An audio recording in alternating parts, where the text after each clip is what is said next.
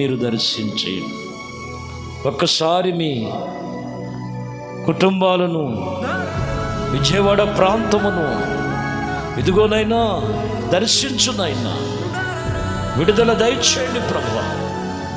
సమాధానకర్త మీరే శిథిలమైపోయి జలములలో పడినను అవి నీ మీదకు రావని చెప్పావు. నదులు పొర్లెను అవి నిన్ను ఏమీ చేయలేవని చెప్పావు ప్రభు. విజయవాడ ప్రాంతము చుట్టుపక్కల ప్రాంతాలను మీ చేతుల్లో అప్పగిస్తున్నా. మీరే దర్శించండి ప్రభువా, మీరే బలపరచండి ప్రభువా, మీరే విడుదల దయచేయండి ప్రభువా, సమాధానము దయచేయండి. ఇదిగోనైనా నీటి ప్రవాహములను జరిపించి మీరేనైనా తిరిగి మరలా ఎక్కడ వారిని అక్కడ క్షేమముగా నడిపించమని, క్షేమముగా కాపాడమని, క్షేమముగా కావలసిన ప్రతి ఒక్కటి కూడా ఇదిగోనైనా ఈ పరిస్థితులన్నిటి నుంచి తిరిగి మరలా ఒక ఉన్నతమైన కృపలోనికి మీరు లేవనెత్తమని, దోషములు, శాపములు, ఆటంకములను ప్రతి ఒక్కటి యేసు నామములు తొలగిపోవునుగాక. మీ ఆశ్చర్యమైన కార్యములు మీ కృపలో జరుగునుగాక. ప్రాంతాలను మీరు స్వాధీనపరచుకుని విజయవాడ చుట్టుపక్కల ప్రాంతాలు ఇదిగోనైనా భయంకరమైన పరిస్థితులు ప్రభు నీవుగాక మాకెవరున్నారో మీ కృపతో మమ్మలను భద్రపరిచి విడిపించి నడిపించి ఆశ్చర్యమైన కార్యాలు మీ కృపలో జరిగించమని యేసుక్రీస్తు నామములో ప్రార్థించి వేడుకొనుచున్నాము తండ్రి. ఆమేన్, ఆమేన్, హల్లెలూయా. దేవునికి స్తోత్రం, హల్లెలూయా. మంచిది. మన ప్రభు అయిన యేసుక్రీస్తు నామములో మీ అందరికీ హృదయపూర్వకమైన వందనాలు. ప్రస్తుత పరిస్థితి విజయవాడ చుట్టుపక్కల ప్రాంతం అంతా కూడా గత వారములో శుక్రవారము, శనివారము కురిసిన వర్షమునకు శనివారం రాత్రి నుంచి విజయవాడ అంతా కూడా చాలా చాలా పెను ప్రమాదములో ఉండగా గత శనివారం ప్రారంభమైనది. మరి తిరిగి ఈ వారమంతా కూడా ఎన్నో శోధనలు, ఎంతో నరుని యొక్క జీవితంలో అన్నీ ఉన్నా ఏమీ లేని నిరుత్సాహంగా వారు అలాగ ఒంటరిగా నిలిచిపోయినటువంటి పరిస్థితులు.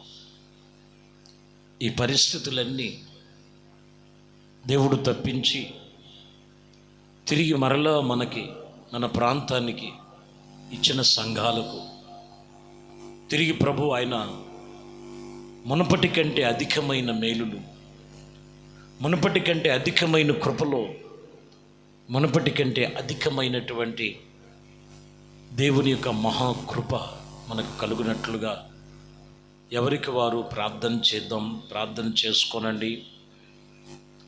దూరాన ఉన్న, సమీపముగా ఉన్న ఏ విషయంలో భయపడొద్దు, అధైర్యపడొద్దు. జాగ్రత్త కలిగి దేవుని మీద మనము ఆనుకొని జీవించే జీవితం. నీ ప్రార్థన వినే సమయం ప్రభు వింటాడు. నీ ప్రార్థనకి ప్రతిఫలం వస్తుంది.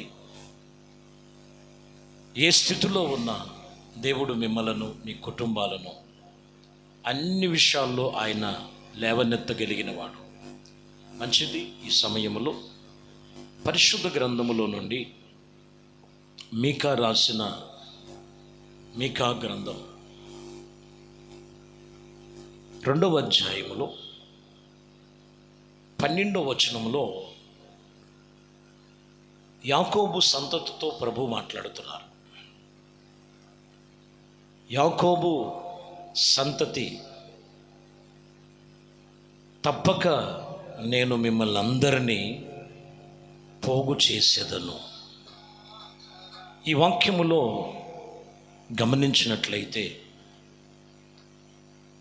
చెదిరిపోతున్నటువంటి ప్రజలు, నానా విధమైనటువంటి పరిస్థితుల మధ్యలో ఉన్న ప్రజలు, చెదిరిపోయినటువంటి పరిస్థితులు, కుటుంబాలు అక్కడికి వలస వెళ్ళిపోయి, సందర్భాన్ని బట్టి దేవుడు వాక్యం ఇక్కడ చెప్తున్న మాట, యాకోబు సంతతి,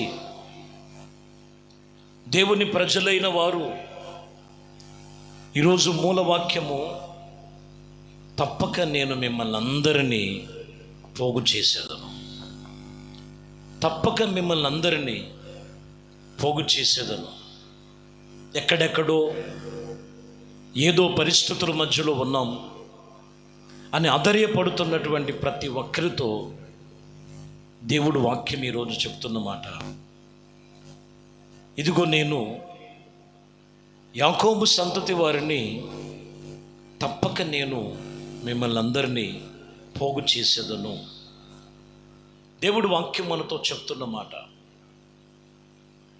చాలా సందర్భాల్లో దేవునికి దూరాన నిలిచి, ప్రార్థనకు దూరమైపోయి, దైవ సన్నిధిలో దూరముగా ఉన్న స్థితిగతులు ఏమైనా ఉన్నాయేమో. యాకోబు ఎప్పుడైతే ఆయన సంతతి చెదిరిపోయినటువంటి పరిస్థితులు కలిగినప్పుడు, తప్పక నేను మిమ్మల్ని అందరినీ పోగు చేసేదను. ఎహెజ్కేలు గ్రంథములో 22వ అధ్యాయము 18-19 వచనాలు మనం చదువుతున్నాం. ఎహెజ్కేలు గ్రంథం 22వ అధ్యాయం 18 నుంచి మనం చదువుతున్నప్పుడు కొన్ని విషయాలు అక్కడ, నరపుత్రుడా, ఇశ్రాయేలీలు నా దృష్టికి మట్టి ఘటము వంటి వారు, అందరినీ కొలిమిలోను ఇత్తడిని, తగరమును, ఇనుమును, సిల్వరిని, వారిని, వెండిని, ఇదిగో వాటినన్నిటినీ నేను మస్టు వంటి వాటిగా నేను కాల్చివేసేదను లేదా పోగు చేసేదను. ఇక్కడ మీరు గమనించినట్లయితే నరపుత్రులు ఎటువంటి వారు అనేది ఇక్కడ మనం గమనించాలి. నరపుత్రులు వీరు ఎవరునంటే మస్టు వంటి వారని మొదటిగా చెప్తున్నమాట. చూడండి, కొన్నిసార్లు కొన్ని మస్టు పట్టినప్పుడు తేటపరచదు. అది ఇనుమైన, ఇత్తడైన, సిల్వరైన, బంగారమైన మస్టును వదిలించాలంటే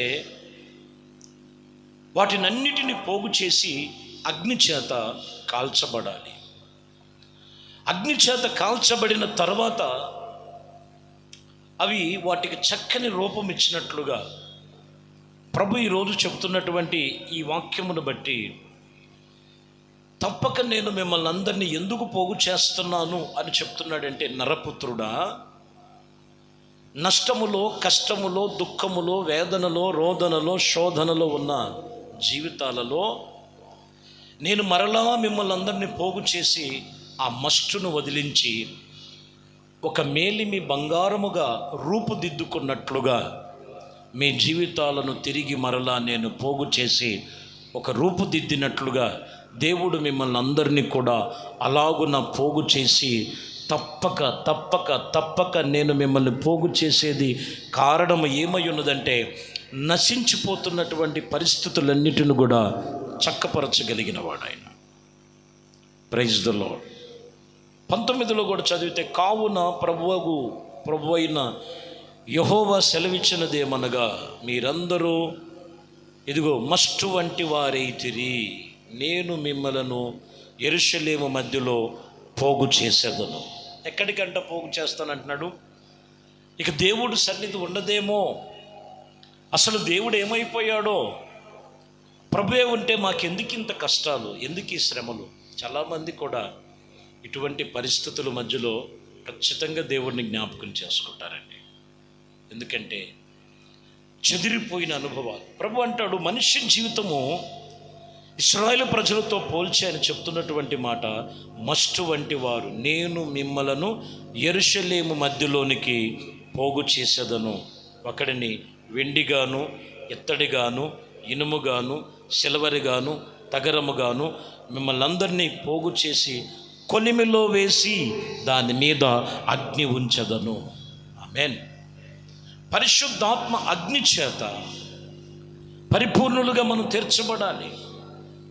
పరిపూర్ణముగా తీర్చబడటానికే ప్రభు చెబుతున్నటువంటి విషయంలో, నేను మిమ్మల్ని పోగు చేసి ఎక్కడికి, జీవము కలిగిన దేవుని సన్నిధిలో మస్టు వంటి జీవితాలను మరి విలువైన పాత్రలుగా మార్చగలిగిన వాడు ఆయన.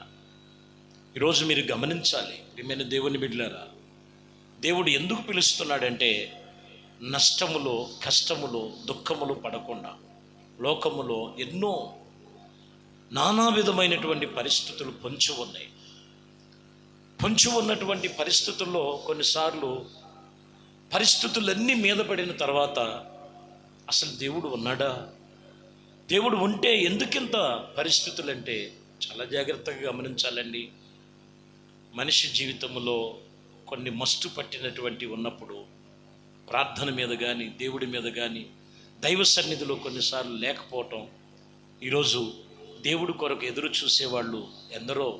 మీ అందరికీ ప్రభు చెప్తున్న మాట, తిరిగి మరలా నేను మిమ్మల్ని యెరూషలేములో నిలబెట్టెదను. దైవ సన్నిధిలో మీరు నిలిచి ఉందరు.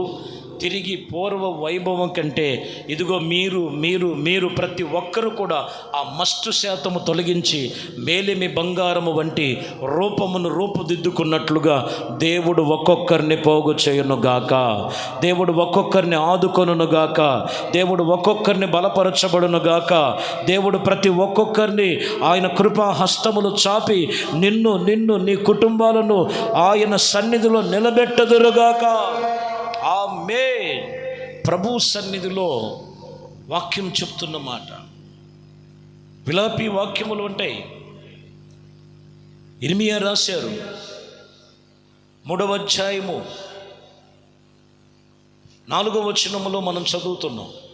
విలాపి వాక్యములు 3వ అధ్యాయము 4వ వచనములో గమనించినట్లయితే పరిశుద్ధమైన దేవుని మాటలు. ప్రియమైన దేవుని బిడ్డలారా, ఒకప్పుడు వీరు ఘనతకెక్కిన వారు, చాలా ఘనంగా ఉండవలసిన వారు. వారి ఘనత అంతా కూడా ఏమైపోయినది? 3వ అధ్యాయం 4వ వచనం, అయినను నా మష్టమును నా చర్మమును క్షణికమై చేసిన వాడు నా ఎముకలను విరగగొట్టి ఉన్నాడు. చూసారా, వాళ్ళ చెరలన్నీ పాడైపోయినాయి, ఎముకలు విరిగిపోయినాయి, చర్మము చీకిపోయింది. వాస్తవానికి ఇక్కడ ఘనతకెక్కిన వారు, ఘనతకెక్కవలసిన వారు, వీరు ఘనహీనులైపోయారు. ప్రారంభములోనే విలాపి వాక్యముల ప్రారంభములో ఘనతకెక్కవలసినటువంటి వారు, వీరి ఆకారము బొగ్గు వంటి నలుపుగా అయిపోయింది. ఇనుము కంటే తెల్లగా ఉండవలసిన వారు పగటము కంటే ఎర్రనైన వారు, పాల కంటే తెల్లనైనటువంటి జీవితాలు. ఇక్కడ మీరు గమనించినట్లయితే ఎముకలు క్షీణించిపోయినాయి, శరీరము చీకిపోయింది, పరిస్థితులన్నీ మస్టు పట్టినట్లుగా. ప్రియమైన దేవుని బిడ్డలారా, మనం ఆరాధిస్తున్న దేవుడు సర్వశక్తిమంతుడైన, సర్వశక్తి కలిగిన దేవుని సన్నిధిలో ఎక్కడో కూడా మనము ఆయనకి దూరము కాకూడదు. ప్రారంభంలో ఇక్కడున్న ప్రజలు ఘనతాస్పదముగా ఉండవలసిన వారు, కానీ ఘనహీనమైపోయిన పరిస్థితి కారణం ఏంటో తెలుసా? ఇదే గ్రంథములో రాయబడిన మాట, ప్రభు నీ దృష్టికి మేము పాపం చేశాం, అందుకనే మా నాట్యము దుఃఖముగా మారిపోయింది, మా తల మీద కిరీటాలు పడిపోయినాయి, మేము క్షీణించిపోయి ఉన్నాం. కారణం, నీ దృష్టికి మేము పాపం చేసి ఉన్నాం. పాపం వల్ల వచ్చు పరిస్థితులు ఎంత ఘోరమో తెలుసండి. అందుకని వాక్యం చెప్తున్న మాట, ఏ స్థితిగతుల మధ్యలో ఉన్నావో తప్పక నేను మిమ్మల్ని అందరినీ కూడా చేరదీస్తాను లేదా పోగు చేసేదనని దేవుని వాక్యం ఇక్కడ చెప్తున్నమాట. యెషయా గ్రంథములో 1వ అధ్యాయం 25వ వచనాన్ని మనం చదువుతున్నాం. 1వ అధ్యాయములో 25వ వచనాన్ని లేఖనాలు సెలవిచ్చినటువంటి మాటలు మీరు చాలా జాగ్రత్తగా గమనించినట్లయితే వాక్యాన్ని శ్రద్ధగా మనం విందాం. వాక్యం మీదే మనము మనస్సు నిలుపుకుందాం.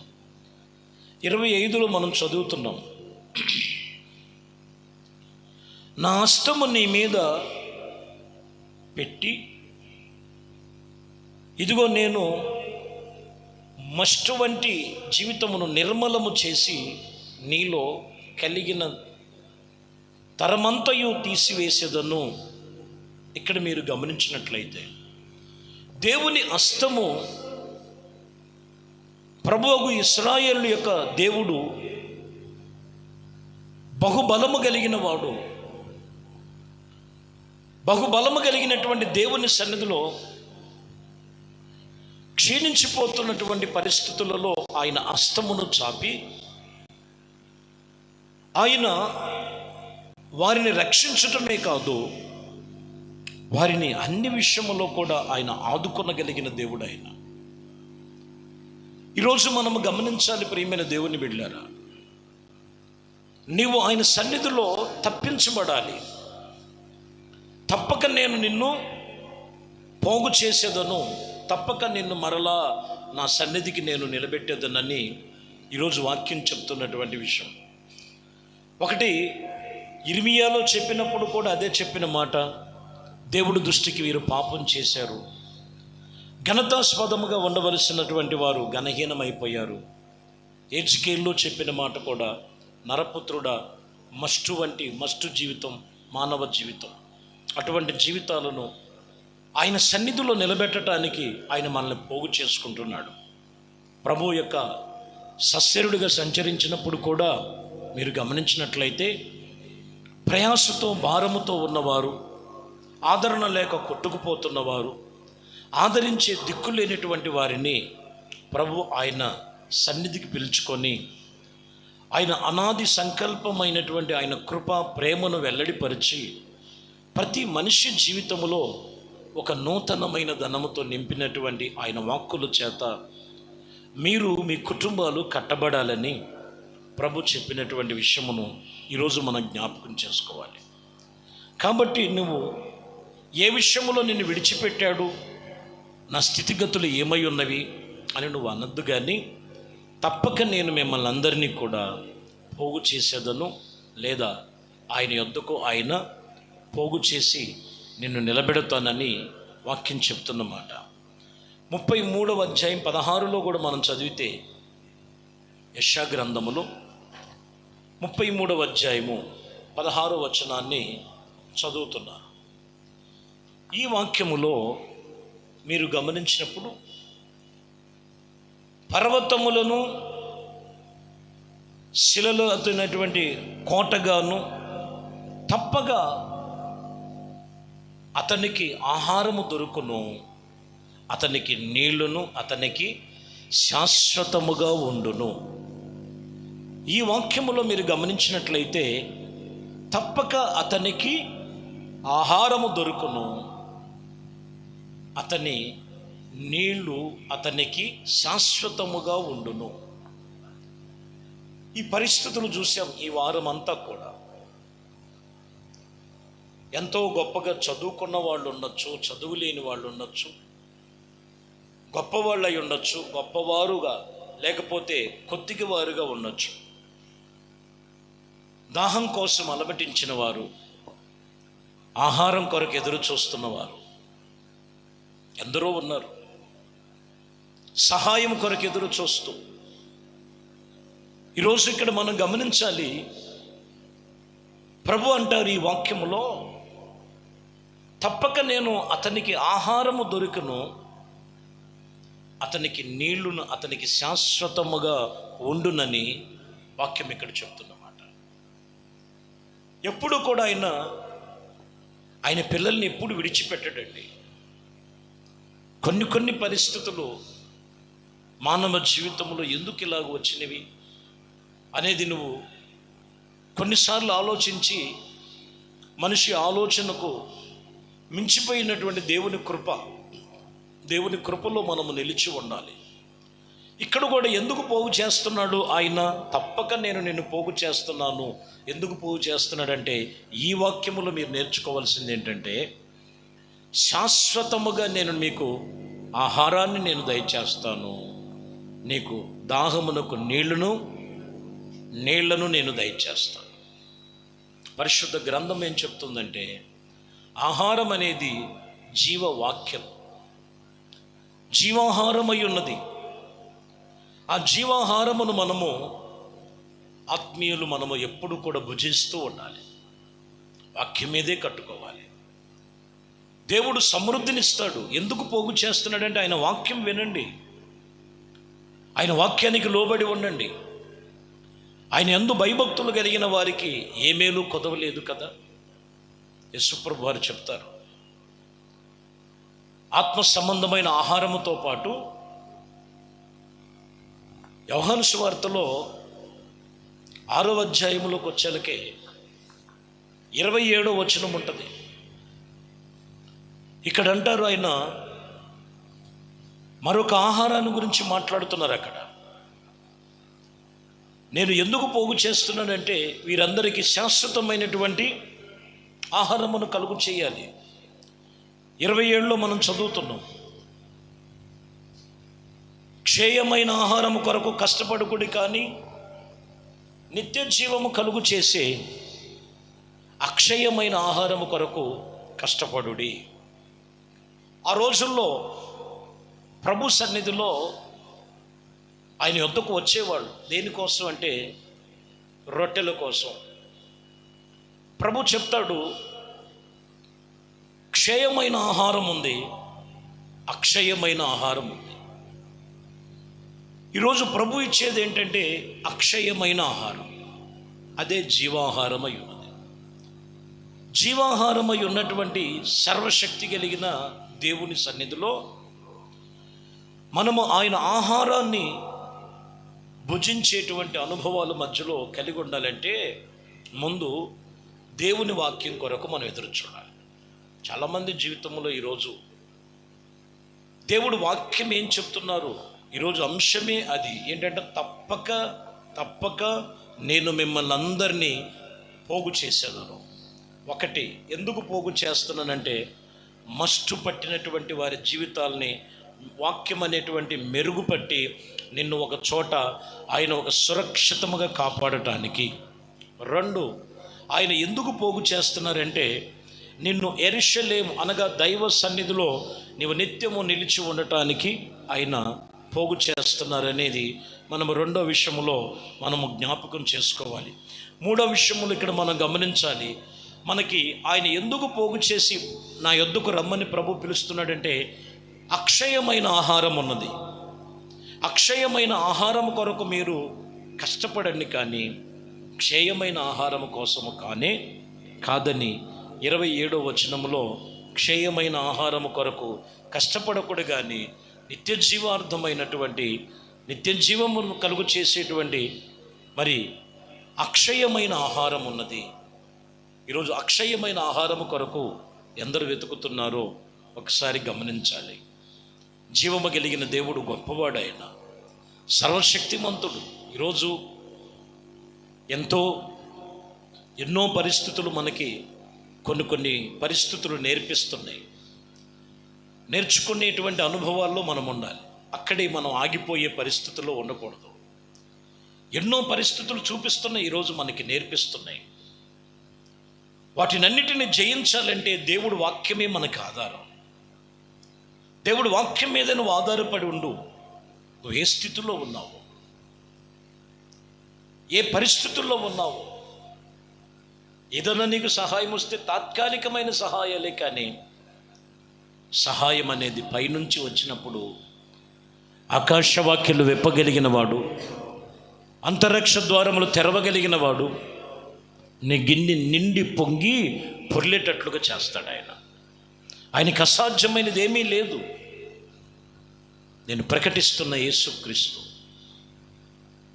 ఎవరెవరినో మనం నమ్ముకొని ఎవరో ఒకళ్ళ ద్వారా మనకు సహాయం కలుగుద్దని ఎన్నో ప్రయత్నాలు చేశాం.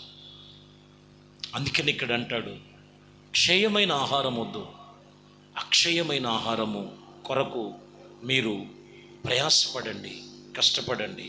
ఎందుకు నేను మిమ్మల్ని పోగు చేస్తున్నానంటే, ఇదిగో మీరు ఈ స్థితిలో ఉండాలి. 78వ కీర్తన 24వ వచనాన్ని చదువుతున్నారు. 78వ కీర్తన 24వ వచనాన్ని మనం చదువుతున్నాం. ఈ వాక్యములో ఆహారమునకు ఆయన వారి మీద మన్నాను కురిపించను, ఆకాశ ధాన్యము వారికి అనుగ్రహించను. చూసారా, అరణ్యములో ఉన్న పరిస్థితులు ఇశ్రాయేలు ప్రజలు. ఆయన ఎందుకు పోగు చేస్తున్నాడు? ఆకాశము నుండి ఆయన వారికి ఆహారాన్ని సమకూర్చి ధనధాన్యములు సమృద్ధిని దేవుడు వారికి అనుగ్రహించడానికి దేవుడు కృప చూపించాడు. ఎప్పుడు కూడా వాక్యం చెప్తున్న మాట, ఆయన బలము చేత, ఆయన హస్తము చాపి, ఆయన సన్నిధిలో 40 సంవత్సరాలు ఇశ్రాయేలు ప్రజల్ని ఆయన నడిపించినటువంటి గొప్ప దేవుడు. ఈరోజు ఈ పెను ప్రమాదం తప్పిన తర్వాత, ఈ పరిస్థితులన్నీ తప్పిన తర్వాత, ఇవన్నీ నేను ఎప్పుడు సమకూర్చుకోవాలి? నేను ఎలాగా? నా కుటుంబ పరిస్థితి ఏంటి? నా స్థితిగతులు ఏంటి? నేనేమైపోవాలి అనేటువంటి ఆలోచన ప్రతి మనిషి జీవితంలో ఇప్పుడు చూస్తున్న పరిస్థితులను బట్టి ఆలోచన వస్తుందండి. కానీ ఒక్క మాట మనం గమనించాలి, దేవుడు ఎప్పుడు కూడా నిన్ను అనాథగా విడిచిపెట్టడు. ఆయన దేవుడు ఎప్పుడు నిన్ను తోసివేయుడు. ఆయన దగ్గరికి నిన్ను పోగు చేస్తున్నాడంటే వాక్యం చెప్తున్న మాట ఏంటో తెలుసా? ఇదిగో ఆకాశ ద్వారాలు తెరవటానికే. నువ్వు అనుకుంటున్నావే నా స్థితి ఏమైపోద్దో, ఒకప్పుడు నేను అప్పో సప్పో చేసి కష్టపడి చెమటోర్చి ఎన్నో సంపాదించుకొని ఎన్నో పరిస్థితులు చేశాను, కానీ ఈరోజు పట్టి చేతులతో ఉన్నానని నువ్వు అనుకుంటున్నావా? ప్రభు నీతో మాట్లాడుతున్నాడు. ప్రియులారా, దేవుడు నిన్ను తప్పక నేను మిమ్మల్ని అందరినీ పోగు చేస్తాను. దేనికేనంటే 4వ విషయంలోకి వచ్చాలకే, నేను మీకు పరలోకపు ఆహారాన్ని సిద్ధపరిచాడు. ఆయన అంతరిక్ష ద్వారములు తెరవగలిగిన వాడు, సమృద్ధిని కలుగు చేసే దేవుడు, సమస్తము ఆశీర్వాదముగా మార్చగలిగిన సమర్థుడు, శక్తి కలిగిన దేవుడు. ఆయన పేరు నజరేయుడైన యేసు. ఇంకనూ మనం గమనించినట్లయితే 132వ కీర్తనలో 15వ వచనం చదువుతున్నాం. 132వ కీర్తన 15వ వచనములో గమనించినట్లయితే, ఆహారమును నేను నిండారుగా దీవించదను, దానిలో బేదలైన ఆహారముతో తృప్తి పొందెదరు. నీ ఆహారాన్ని ఆయన ఎందుకు పోగు చేస్తున్నాడు నిన్ను అనంటే, నిండారుగా నిన్ను దీవించు. నిండారుగా నిన్ను దీవించటమే కాదు, బేదలైనటువంటి స్థితి రాకుండా వారిని నేను తృప్తిపరచను. ఈరోజు తృప్తి లేదు లోకములో, ఆదరణ లేదు, అటువంటి పరిస్థితుల మధ్యలో ప్రభు వాక్యము చేత చెబుతున్నటువంటి మాట ఏంటంటే, ఆహారాన్ని నేను నిండారుగా మెండుగా దీవిస్తాను. దీవించటమే కాదు, పేదరికం అనేటువంటిది లేకుండా నేను చేస్తాను. ప్రభు చెబుతున్న మాట ఇది. ఏ విషయంలో నేను నా పరిస్థితులు, నా స్థితిగతులు, నాకున్నటువంటి పరిస్థితులు ఏమైపోతుందని నువ్వు అనుకుంటున్నావేమో, ఆయన మీద విశ్వసించు, ఆయనతో నిబంధన చేసుకో. ఆయన ఏది కొదువు రానివ్వడు నిన్ను, ఏది కొదువులో నిన్ను ఉంచడు. ఆయన జరిగిన నష్టాన్ని కాదు, ముందున్న మార్గాన్ని చూడు. ప్రభు నిన్ను, నీ కుటుంబాన్ని దీవిస్తాడు. ఆయన నిండారుగా దీవించటమే కాదు, పేదరికం అనేది లేకుండా నిన్ను తృప్తిగా ఆయన తృప్తిపరచగలిగిన సర్వశక్తి కలిగిన దేవుడు, నేను ప్రకటిస్తున్న యేసు క్రీస్తు సర్వోన్నతుడైన దేవుడు. ఎందుకంటే ప్రభు అంటారు యోహాను సువార్తలో 6వ అధ్యాయములో, వాస్తవానికి పస్కాను ఆచరిస్తూ ప్రభు యొక్క శరీరముల గురించి మాట్లాడతారు. ప్రభు 6వ అధ్యాయం 55వ వచనములో మనం చదువుతున్నాం. 6వ అధ్యాయము 55వ వచనములో మనము చదివినటువంటి మాటల్లో మనం గమనించినట్లయితే, ఇక్కడ అంటారు ప్రభు యొక్క శరీరముల గురించి మాట్లాడుతూ, నా శరీరము నిజమైన ఆహారము, నా రక్తము నిజమైన పానీయమై ఉన్నది. నా శరీరమును తిని నా రక్తము త్రాగువాడు నా యందు నేను, వాని యందు నేను నిలిచి ఉందును. ప్రభు పోగు చేసేది ఎందుకు? ఆయన శరీరములో మనం పాలివారమై ఉండాలి, ఆయన రక్తమాంసములో పాలివారై ఉండాలి. ఆయనకి మనం దూరముగా ఉండకూడదు. పౌలు గారు కూడా అదే అంటారు, మనమందరము ఆయనలో అమర్చబడి ఉండాలి. వేరు అవయవాలుగా ఉండకూడదు, వేరుగా మనం ఉండకూడదు. ఆయన ఎందుకు పోగు చేస్తున్నాడంటే, ఆయనలో మనం ఉండాలి, ఆయనతో మనం ఉండాలి. యేసుతో ఉన్నవారికి ఏ కొదువ ఉండదు, యేసులో ఉన్నవారికి ఏ శిక్షా విధి ఉండదు. క్రీస్తుతో మనం జీవించాలి. ఇక్కడ కూడా అంటున్న మాట, నా శరీరము నిజమైన ఆహారము, నా రక్తము నిజమైన పానీయం. కాబట్టి ప్రభు సన్నిధిలో రక్షణ పొందుకోవాలని, రక్షణ పొందుకున్న వారిలోనే ఈ అనుభవాలు పాలిభాగస్తులు అవుతారు. చాలామంది రక్షణ అంటే ఏంటి, యేసు ప్రభు వారి దగ్గరికి వస్తే విడిచిపెట్టాలి కదా. భూమి మీద ఎంత పాపం పెరిగిపోయి లోకములో రక్షణకు దూరముగా ఉండి, శరీరాలు కోరుకున్నట్లుగా, మనసుకు నచ్చినట్లుగా, పరిస్థితులు ఏమైపోతాయని ఒక ప్రాంతులు లేకోకుండా మనిషి జీవితం విచ్చలవిడి స్థానం ఎక్కువైపోయి ఎన్నో పరిస్థితులు ఎదురు చూస్తున్నటువంటి స్థితి తీసుకొచ్చి ఉన్నది. కాబట్టి ప్రియమైన దేవుని బిడ్డలారా, యేసు కొరకు మనం సిద్ధపడాలి, యేసు కొరకు మనం తీర్మానం కలిగి ఉండాలి.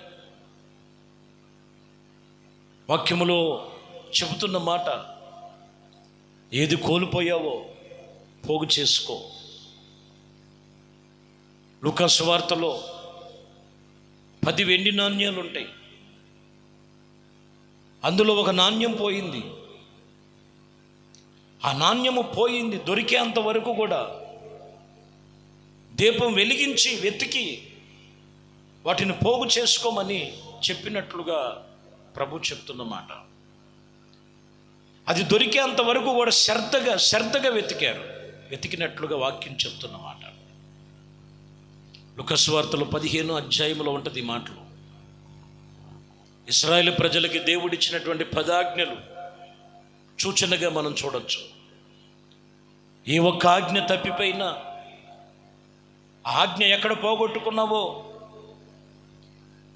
ఎక్కడ ఆయనకు దూరముగా ఉన్నావో, నాణ్యము పోయినట్లుగా దేవుడు మాటను పక్కన పెట్టి పెడచెవిని పెట్టి పరిస్థితులు ఉన్నప్పుడు అది వెతికి దొరికేంతవరకు వెతికినట్లుగా ఈరోజు ప్రభు సన్నిధిలో ఏది నువ్వు కోల్పోయావో,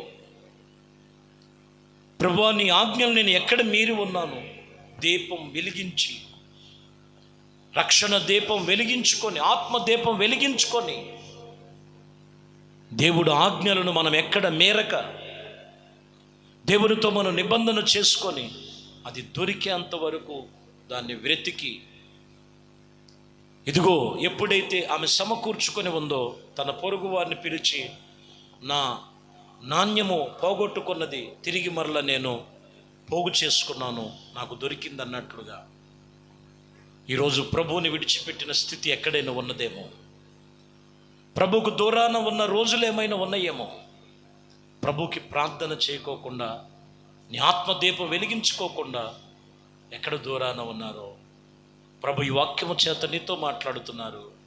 ఆయన నిన్ను తప్పక నేను మిమ్మల్ని అందరినీ పోగు చేసేదను. చెదిరిపోయిన గొర్రెల వలె ఉన్నారేమో, చెదిరిపోయిన మందల వలె ఉన్నారేమో, చెదిరిపోయిన స్థితిలో ఉన్నారేమో.